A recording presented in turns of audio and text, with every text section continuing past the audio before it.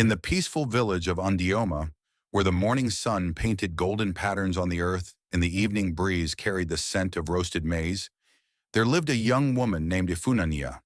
Her name meant love, and true to her name, she believed that love was not just for one person, not just for a husband or a sweetheart, but for everyone who made life meaningful. Every year when the season of Uka, the Festival of Hearts, arrived, the people of Indioma exchanged gifts, beaded necklaces, hand-woven wrappers, pots of sweet palm wine, all in the name of love. But Ifunanya noticed something strange. Men gave gifts to their wives. Women cooked special meals for their husbands. Young boys carved wooden flutes for the girls they admired. And yet the old woman who swept the village square every morning received nothing. The orphan boy who had no family sat alone, watching others with longing eyes. The palm wine tapper, whose strong hands had served the village for years, was never called to share in the feast. Ifunanya's heart ached. "Why do we celebrate love only for lovers?" she asked her mother. "That is the way it has always been," her mother replied. But Ifunanya was not satisfied. That night, as the moon shone bright, she made a plan. The next morning she woke before the rooster crowed and prepared small gifts with her own hands. She wove a basket for the old woman, filled with fresh ground nuts and honey. She carved a small wooden figurine for the orphan boy, so he would never feel alone. She wrapped a cloth of deep blue for the palm wine tapper, so he would know his hard work was seen. As the festival began, she walked through the village, giving her gifts, not just to a husband, not just to a sweetheart, but to everyone whose love made life rich.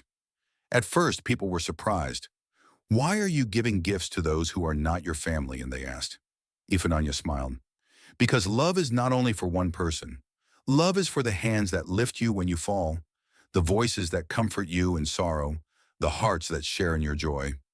Love is for everyone who makes life beautiful." That day, something changed in Ndioma. The people looked around and saw love in places they had never thought to look. Children ran to embrace their grandparents. Young men gave kola nuts to their elders in respect.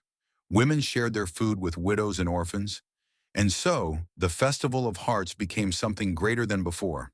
It was no longer just for lovers. It was for all who deserved love. From that year on, Ndioma celebrated not just romance, but love in all its forms. And every Valentine season, under the shade of the great Udala tree, the people remembered the girl who taught them that love was not just a word for two, it was a gift for many.